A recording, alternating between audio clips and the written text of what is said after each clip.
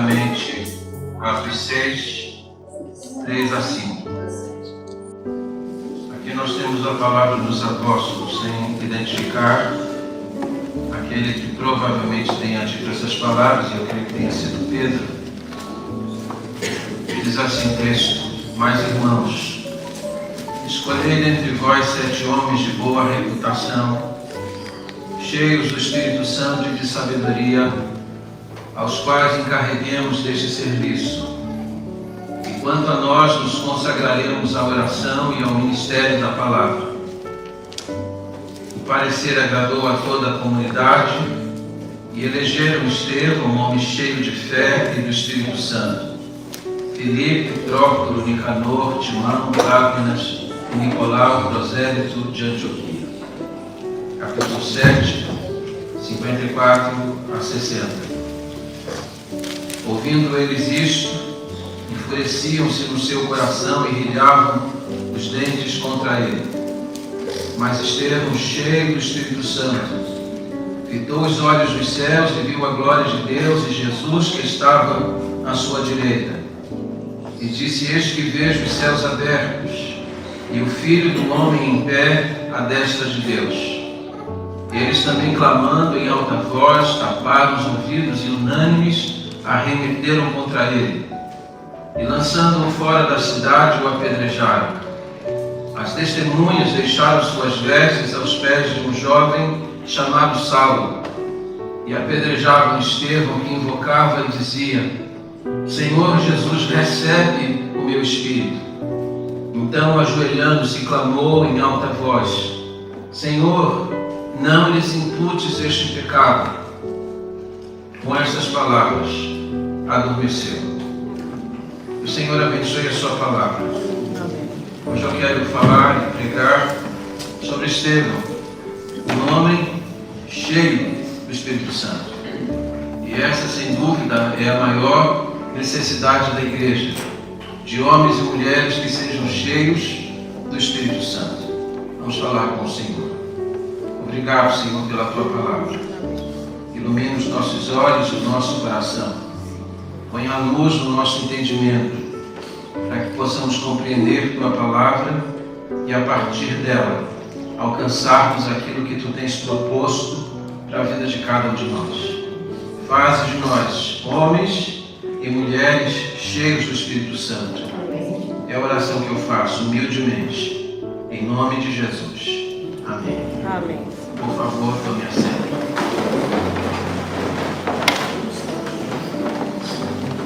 O autor da Epístola aos Hebreus, no capítulo 11, nos faz andar sobre uma chamada galeria da fé, em que ele vai expondo os personagens da história de Israel e mostrando como que eles obtiveram as vitórias, e a vitória maior por meio da fé. Ele fala sobre Abraão, sobre Abel, sobre Moisés e tantos personagens que marcaram a história daquele povo. Mas quando ele vai concluindo o capítulo 11, lá no verso 37 e 38, ele fala sobre aqueles homens que foram passados ao fio da espada, que enfrentaram o fogo, a provação, e que foram apedrejados pela sua fé. E no verso 38, o autor de Hebreus diz assim: homens dos quais o mundo não era digno. Eram pessoas tão especiais que esse mundo não era digno deles.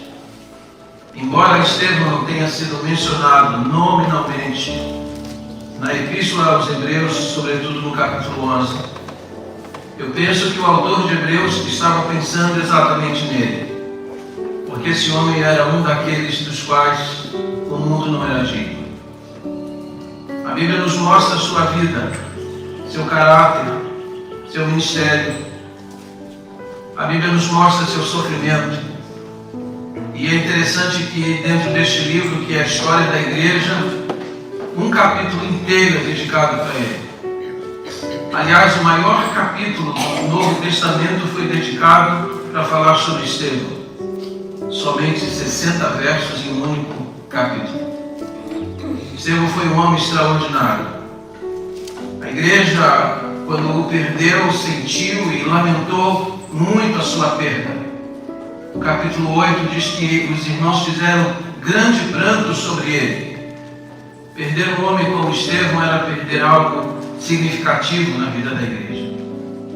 Por que nós precisamos hoje efetivamente observar quando nós nos propomos a pensar sobre este homem, que segundo Lucas, no seu registro, e esse é um testemunho público, é um testemunho da igreja, era um homem cheio do Espírito Santo. Quais são as marcas que ele deixou? Quais são as marcas que nós precisamos efetivamente observar para seguirmos por elas? A primeira coisa que a gente precisa olhar é para a vida dele. O capítulo 6, versos 3 a 5, que foram os versos que nós introduzimos, fala deste homem como um homem cheio do Espírito Santo. Fala deste homem como um homem de uma boa conduta. Porque notem vocês que quando foi instituído o diaconato na vida da igreja primitiva, critérios foram estabelecidos para essa escolha. Aliás, nós que estamos às vésperas de elegermos uma nova diretoria, precisamos olhar para essas marcas. Porque não escolhemos aleatoriamente. Não escolhemos com base na amizade. Nós escolhemos olhando essas marcas objetivas. Diz a Bíblia que entre as características que os diáconos que deveriam ser escolhidos pela igreja deveriam ter, a primeira delas era uma boa reputação, um testemunho ilibado, uma vida irrepreensível. E a primeira nota que se dá a respeito de Estevão é que ele era um homem de boa reputação. Isso significa que a vida dele condizia com aquilo que ele falava. Não havia um hiato entre vida e palavra.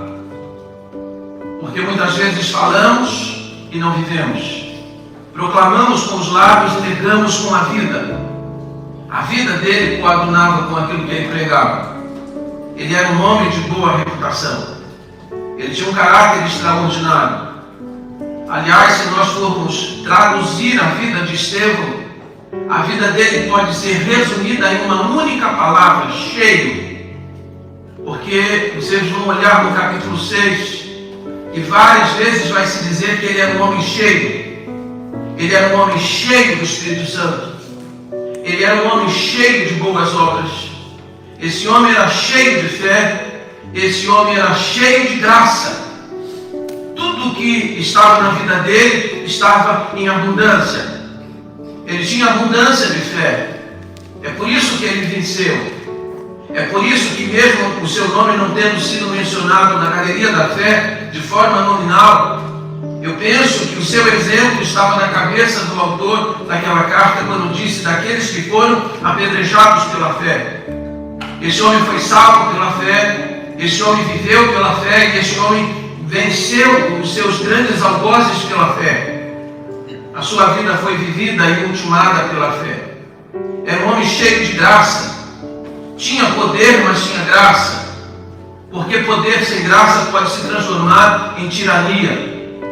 Quando a Bíblia diz que ele era cheio de graça, a Bíblia está dizendo que ele era um homem assim gracioso, de quem as pessoas podiam se aproximar. A graça de Deus abundava na vida dele. Ele não é apenas alguém que tem poder para falar e realizar obras, mas ele é alguém que também, de quem as pessoas podem se aproximar e se sentem prazerosamente ao seu lado. Esse homem teve uma vida extraordinária. E é por isso mesmo que ele ganhou um capítulo especial na história da igreja e também no nosso pensamento. A segunda coisa que nós precisamos olhar objetivamente quando pensamos sobre a vida de Estevão são as suas obras. As suas palavras eram irresistíveis, mas a Bíblia diz que as suas obras também eram irrefutáveis. A Bíblia fala que ele realizava prodígios e milagres. E é a primeira vez na história da igreja que se vai dizer que os milagres estão acontecendo não pelas mãos de Jesus, nem pelas mãos dos apóstolos, mas pela mão de um diácono. Esse homem está cheio de poder. E é por isso que as obras e os milagres estão acontecendo. Aqui nós temos um princípio que você deveria colocar na sua mente e no seu coração. É impossível ter poder e isso não se manifestar através das obras extraordinárias. O que este homem está fazendo, ele está fazendo exatamente porque o Espírito Santo de Deus o está capacitando. Jesus, antes da sua partida aos céus, antes da sua assunção, disse que daria poder. Jesus deu poder através do Espírito Santo no dia de Pentecostes. E este homem, que agora é habitado pelo Espírito Santo, também é presidido por ele.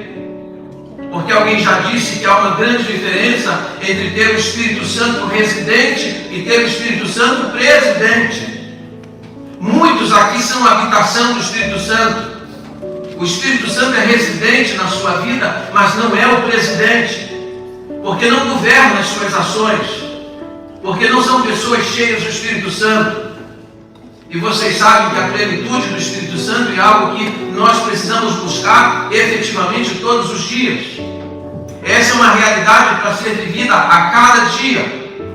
O fato de você ter estado ontem cheio do Espírito Santo não significa que você está cheio hoje. O fato de estar hoje não garante que você vai estar cheio amanhã. Porque essa é uma experiência para ser vivida a cada dia. E embora o Espírito Santo tenha sido derramado lá no capítulo 2, aqui no capítulo 6 e 7 mostra que ele continua cheio do Espírito Santo. Deus está realizando coisas extraordinárias pelas mãos dele. Milagres estão acontecendo fora da esfera dos apóstolos. E isso também aqui é um princípio para nós. Porque você pode pensar, eu não sou pastor, eu não tenho cargo de liderança da igreja, mas quem disse que o Espírito Santo precisa disso? Deus pode realizar coisas através da sua vida, mesmo que você não tenha um cargo, um ofício designado pela igreja. A condição para que Deus trabalhe através de você é que você esteja cheio do Espírito Santo. A terceira coisa que a gente precisa observar quando olha para a vida deste homem são as suas palavras. E aqui eu preciso dizer algumas coisas para vocês. Primeiro, diz a Bíblia em Atos 6 que havia dentro da igreja uma polêmica a respeito das viúvas, e os helenistas, que eram membros da igreja, estavam dizendo que as viúvas dos helênicos estavam sendo preteridas. Note que a igreja, cheia do Espírito Santo, em capítulo 2, e que é uma igreja que vai alcançar o mundo, também enfrentava as suas dificuldades. Aqui eu digo a vocês, meus irmãos em Cristo, como pastor dessa comunidade, as dificuldades muitas vezes surgem no meio da igreja. E nós nunca deveríamos desistir da igreja. Deveríamos prosseguir e buscando a orientação do Senhor para a vida dela. E é interessante que quando foram escolhidos 7 diáconos para cuidar daquela questão, os 7 diáconos que foram escolhidos tinham nomes gregos. Ou seja, eles também eram oriundos de um ambiente grego. Provavelmente aqueles judeus que foram levados para Roma por ordem de Pompeu, o imperador, no ano 63, e depois tinham voltado de lá. Viviam fora da Palestina, tinham uma fala grega. Eram judeus, mas estavam influenciados pela cultura helênica. E é exatamente para eles que esse diácono vai se mover. Estevão vai falar para eles. Diz a Bíblia que aqueles que eram membros da sinagoga dos chamados libertos, dos lá de Alexandria, porque Alexandria era o grande ponto filosófico do mundo, estão agora se levantando contra esse Estevão, porque foi para eles que Estevão devotou o seu ministério. E por que eu estou falando isso?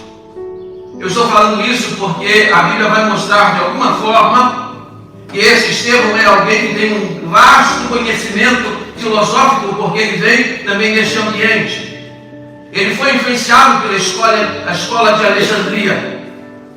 Ele fala com grande conhecimento, ele é versado em palavras.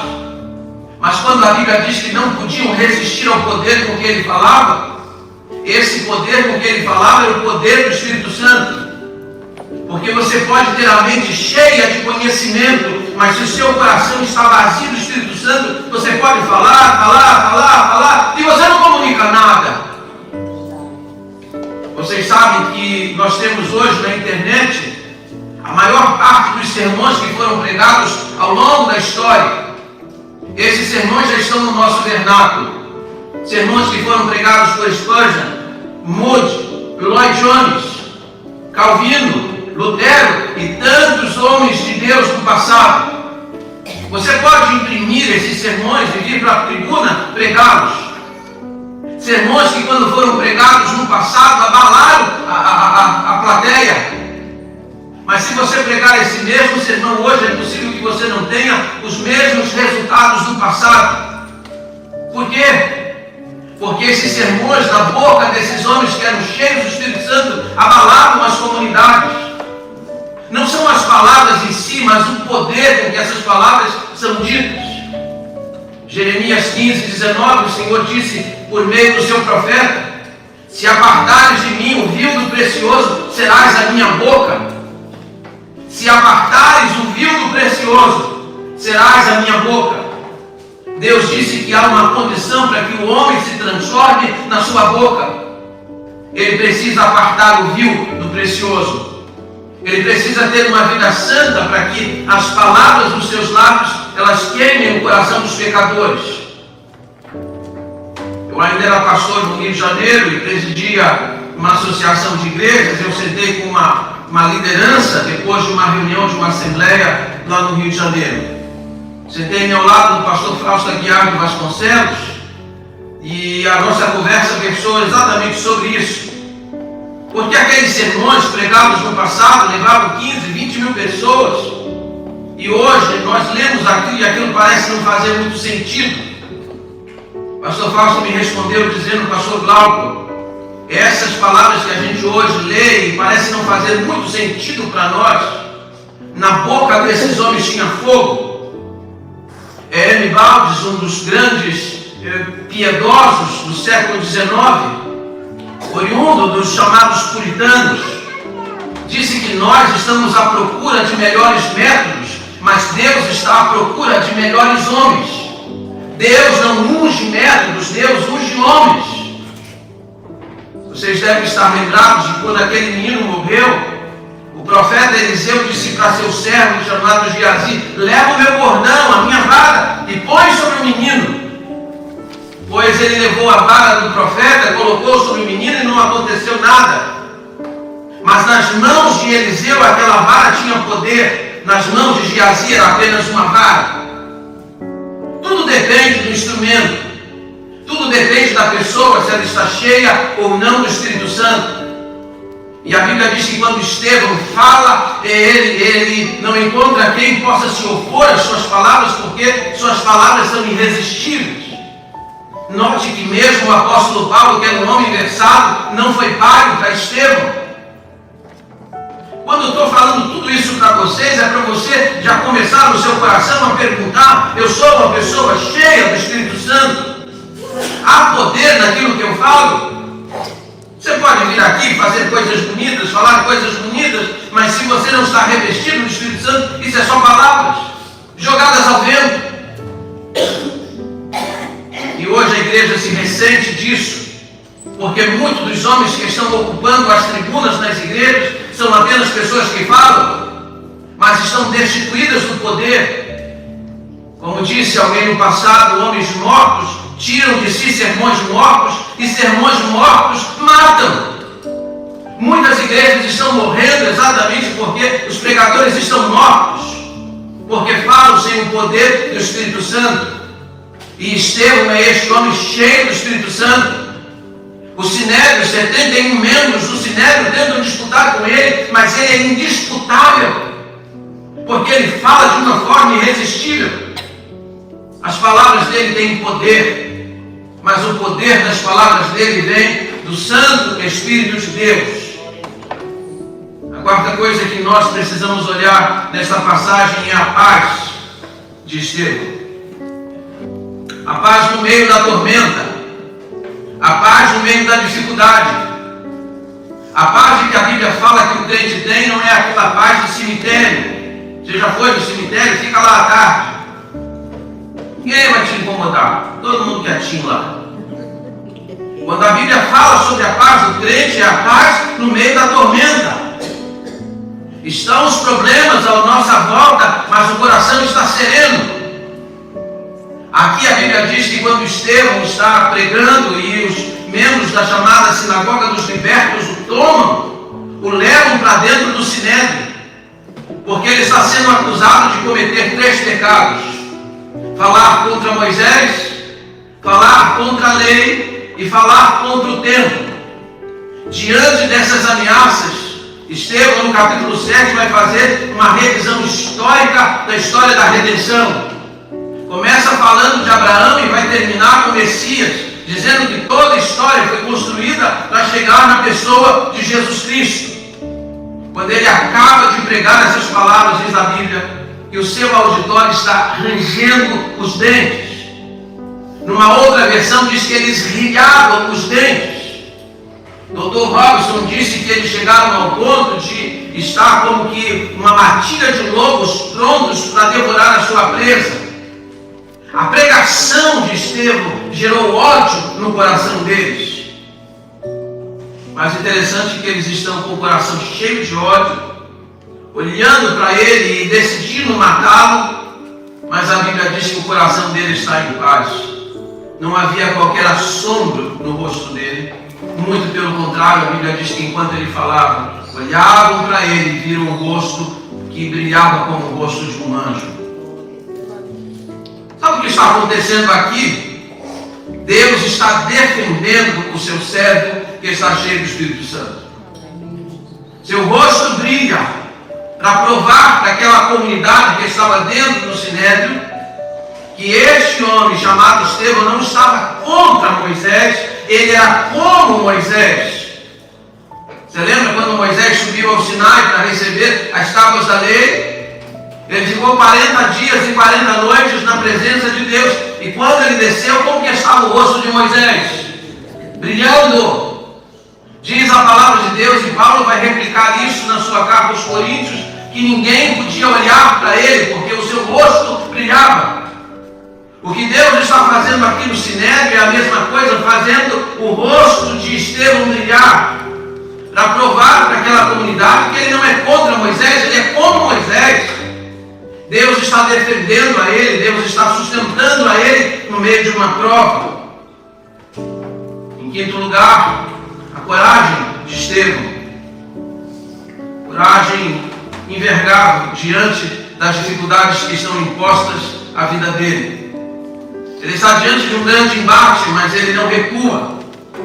Algumas pessoas acham que ele deveria ter sido um pouco ameno na sua pregação, que ele deveria ter sido politicamente correto, mas ele enfrentou o Sinédrio.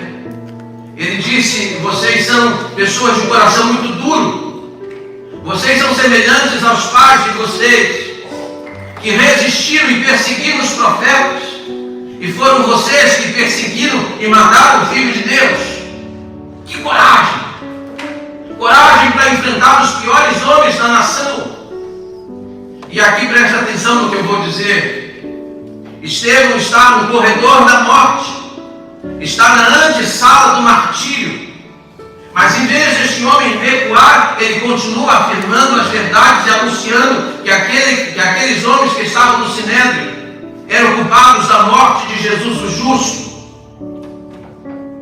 De onde vem essa coragem? Para enfrentar aqueles que tinham poder de vida e de morte sobre ele. Essa coragem e ousadia, ela vem do Espírito Santo. Eu costumo dizer aqui, desde que eu cheguei em São Roque, não é a cidade que é dura, nós é que somos moles. E nós somos moles porque nos falta o poder do Espírito Santo para enfrentar as dificuldades com coragem e galhardia. Este homem enfrentou as piores pessoas da comunidade judaica, mas porque ele estava revestido do poder do Espírito Santo. É ele que dá coragem para você anunciar, é ele que dá coragem para você testemunhar, é ele que dá coragem para você entrar em determinados lugares e anunciar Jesus Cristo.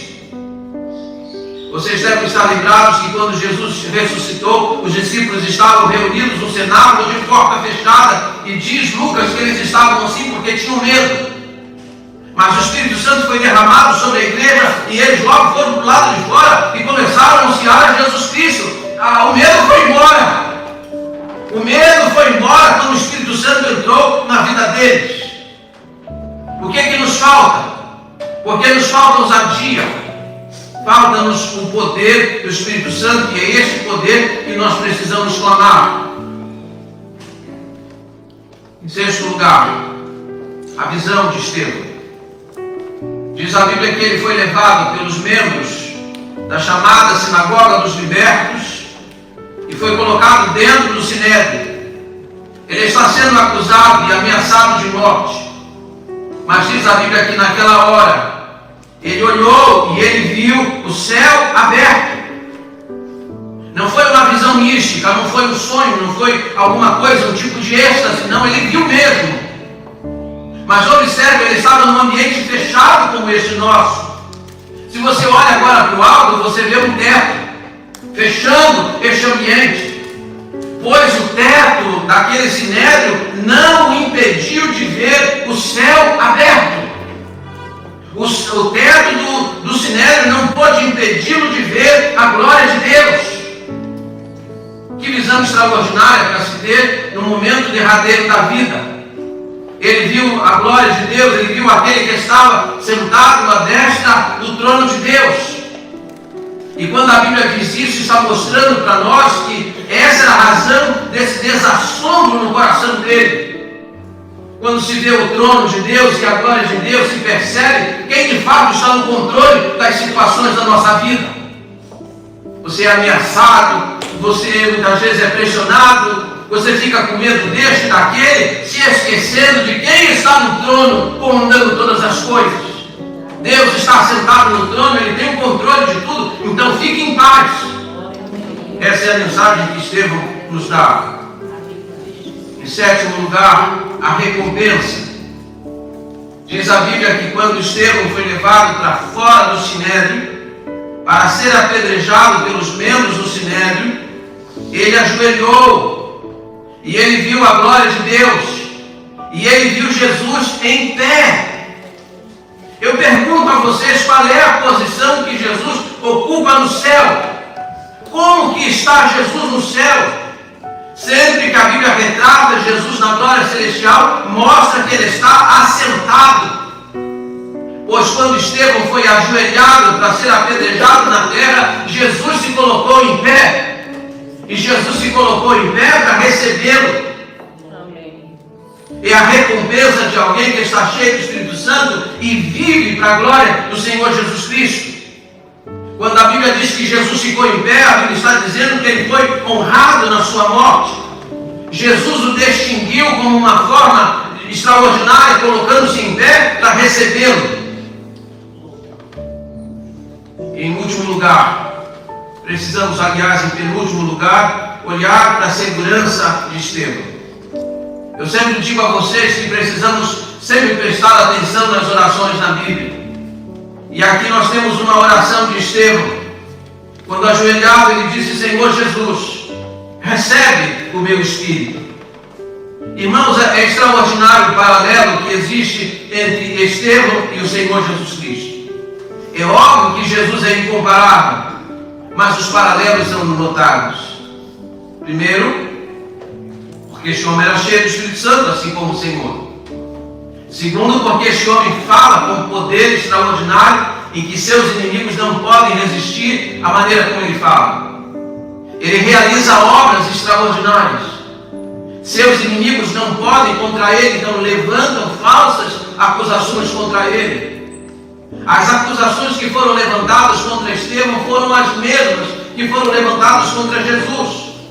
De que ele fala contra Moisés, de que ele fala contra o templo, de que ele comete blasfêmia, de que ele fala contra Moisés, as mesmas acusações e falsas acusações. Mas é extraordinário o paralelo no momento da sua morte. Quando Jesus está suspenso na cruz, ele disse: Pai, recebe o meu espírito.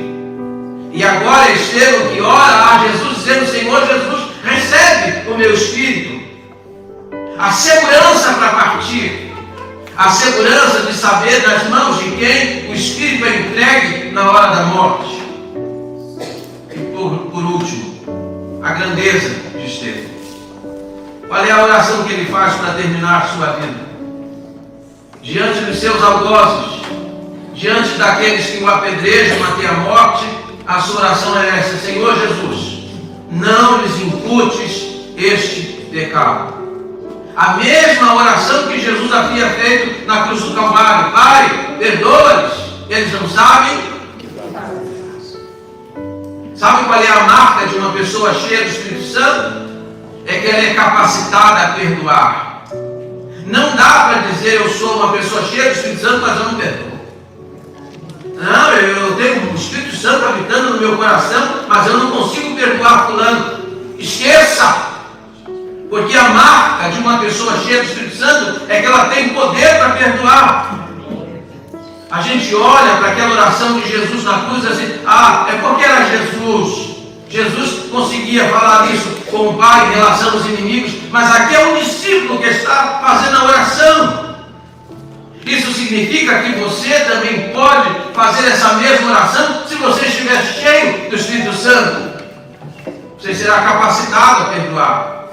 Você será capacitado a perdoar dentro da consciência de que Deus já perdoou você. Então a pergunta aqui hoje pela manhã é essa para cada um de nós: eu estou cheio do Espírito Santo? A minha vida atesta que eu sou uma pessoa cheia do Espírito Santo? A minha conduta é uma conduta irrepreensível? Dentro e fora da igreja as pessoas falam bem a meu respeito? Eu sou uma pessoa cheia de graça? A graça de Deus transborda de tal maneira que as pessoas podem se achegar a mim? Eu sou uma pessoa cheia de fé, eu vivo pela fé, venço pela fé, eu tenho um testemunho de fé. As obras que eu faço, as coisas que eu falo, atestam que eu tenho o poder do Espírito Santo. Entendam uma coisa: todos nós estamos cheios de alguma coisa, mas nem todos aqui estão cheios do Espírito Santo. Alguns aqui estão cheios de si mesmos. Então alguém disse que a mais urgente oração de nossa parte seria essa: Senhor, esvazia-me de mim mesmo, para que teu Espírito Santo possa me encher. A igreja em pé, por favor, vamos orar. Você tem mágoa de alguém? Você não consegue perdoar alguma pessoa, algum irmão? Você precisa do quê? Do poder do Espírito Santo. Você não tem coragem para testemunhar do Evangelho? Você é uma pessoa que fica envergonhada em falar de Jesus para alguém? O que lhe falta? O poder do Espírito Santo. Você precisa de ter entusiasmo para viver sua fé e vencer pela fé? Você precisa do poder do Espírito Santo. Qual a oração que você deve fazer hoje? Olhando para a sua vida. E aqui eu peço para você fazer um diagnóstico da sua vida. Eu sou cheio do Espírito Santo? Quando eu falo, as palavras têm poder, elas saem da minha boca com poder, elas fazem o coração dos pecadores ser abalado, ou eu só falo, e não acontece nada. Vamos orar. Vou ver sua fronte onde você está. Mas faça uma oração humilde. Faça uma oração de confissão nessa hora. Porque ser cheio do Espírito Santo não é um conselho, é um mandamento.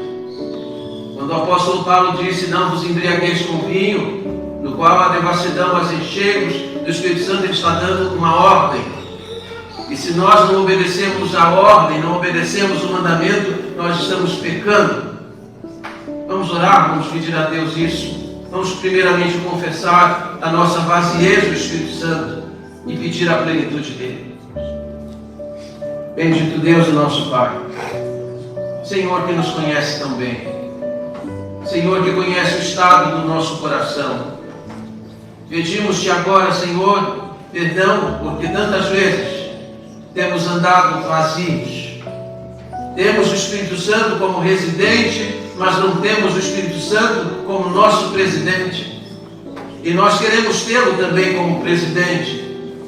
Queremos que ele esteja regendo a nossa vida, guiando os nossos passos, enchendo o nosso coração de entusiasmo, de poder, de ousadia, dando-nos palavras que queimem, dando-nos obras que sejam irrefutáveis, dando-nos a paz no meio das tempestades, dando-nos a capacidade de perdoar a quem nos ofende. Ó Deus, nós precisamos muito do poder do Espírito Santo, porque sem Ele nós não podemos fazer nada. Pedimos por esta igreja, ó Deus, enche esta comunidade do poder do Espírito Santo, porque somente assim ela poderá abalar a comunidade onde ela está inserida. Pedimos assim, Senhor, por nossa vida, pedimos pelos nossos irmãos, pedimos por nossa igreja, por nossa denominação e pelas demais que muitas vezes estão também fenecendo sem a plenitude do Espírito Santo do Senhor. Ó Deus, essa é a nossa maior carência nesta manhã e nós suplicamos. Visita-nos de uma forma toda especial, porque nós precisamos, reconhecemos que precisamos, em nome de Jesus. Amém.